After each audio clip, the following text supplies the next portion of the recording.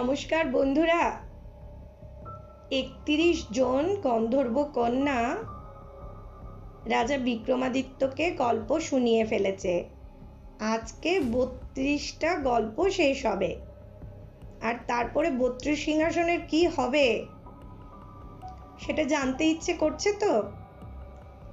তবে সেই ৩২তম গল্পটা এবার তোমরা শোনো। শুনে শেষে সিংহাসনের কি হলো সেই গল্পটাও তোমাদেরকে শোনাবো। রাজা বিক্রমাদিত্য ছদ্মবেশে গ্রামে গঞ্জে ঘুরে বেড়াচ্ছেন। এমন সময় একদিন তিনি পথের মধ্যে একজন ব্রাহ্মণকে খুব কান্নাকাটি করতে দেখলেন।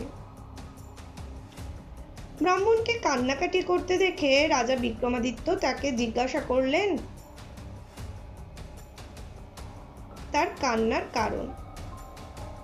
উত্তরে ব্রাহ্মণ জানালেন, আমি বড় দরিদ্র, কোনোদিন কেউ আমাকে সাহায্য করলো না। তখন রাজা বিক্রমাদিত্য কথা শেষ না করতে দিতেই বললেন, আমি আপনাকে সাহায্য করব।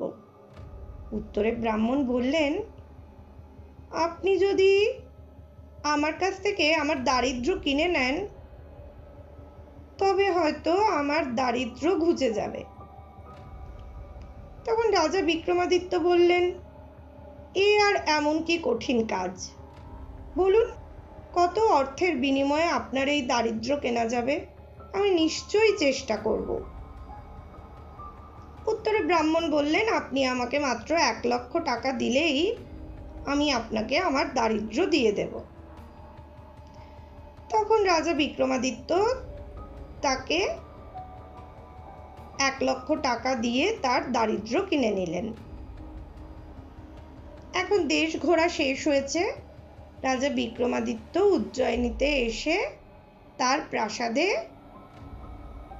সুখে শান্তিতে বসবাস করছেন। সারাদিন রাজ্যের নানা রকম কাজ বাজ শেষ করে তিনি রাত্রিবেলা ঘুমোতে গেছেন।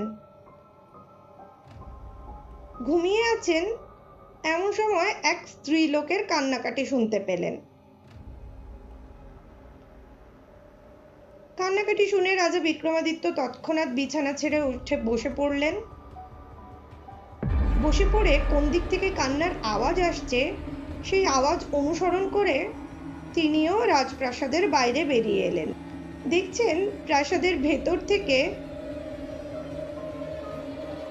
মূল ফটক দিয়ে একজন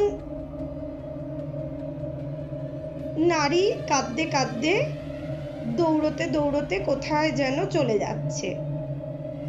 রাজা বিক্রমাদিত্য এগিয়ে গেলেন এবং তাকেও খানিকটা দৌড়তে হলো। দৌড়ে গিয়ে তিনি যখন সেই নারীর সামনে এসে উপস্থিত হলেন তখন রাজা বিক্রমাদিত্য হাত জোড় করে তাকে জিজ্ঞাসা করলেন, দেবী আপনি কে? আর আমার রাজপ্রাসাদেই আপনি কি করছিলেন? আর কাঁদতে কাঁদতে এত রাত্রে কোথায় যাচ্ছেন? আমি আপনাকে অভয় দিচ্ছি, এখানে কেউ আপনার কোনো ক্ষতি করবে না। তখন স্ত্রীলোকটি রাজাকে বললেন, আমি রাজলক্ষ্মী। রাজা বিক্রমাদিত্য অবাক।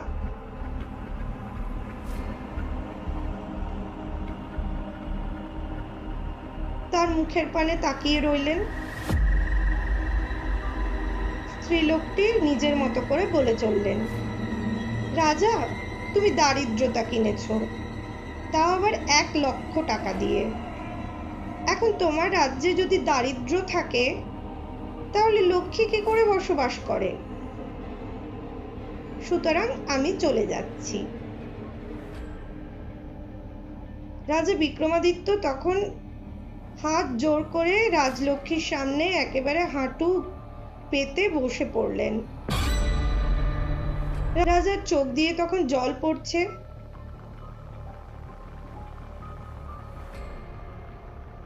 রাজা দেবীকে বললেন, সন্তান যদি অন্যায় করে তবে মা কি সন্তানকে ফেলে চলে যায়? রাজা তার করুণ স্বরে দেবীকে সন্তুষ্ট করার জন্য আরও বলে চললেন, দরিদ্রকে সাহায্য করাই মানুষের ধর্ম। তাতে যদি আমি লক্ষ্মী ছাড়া হয়ে না খেয়েই মরি, তবু ধর্ম কি করে ছাড়বো মা?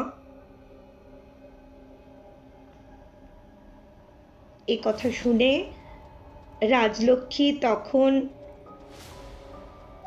স্মিত হাসলেন। দেবরাজ ইন্দ্র, শচী, লক্ষ্মী নারায়ণ প্রত্যেকে স্ব স্ব মূর্তি ধারণ করে রাজা বিক্রমাদিত্যের সামনে উপস্থিত হলেন। দেবতারা বললেন, সত্যিই তুমি ধন্য রাজা, তোমার অমর কীর্তি চিরদিন উজ্জ্বল হয়ে থাকবে। তখন রাজা বিক্রমাদিত্য দেবতাদের উদ্দেশ্যে করজোড়ে প্রণাম জানালেন, আর দেবতারা অদৃশ্য হয়ে গেলেন।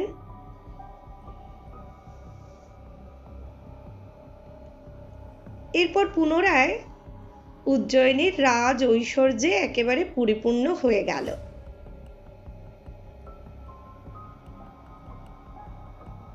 বন্ধুরা, 32টা গল্প তো শেষ হয়ে গেল, কিন্তু আমাদের সিংহাসন তার কি হলো?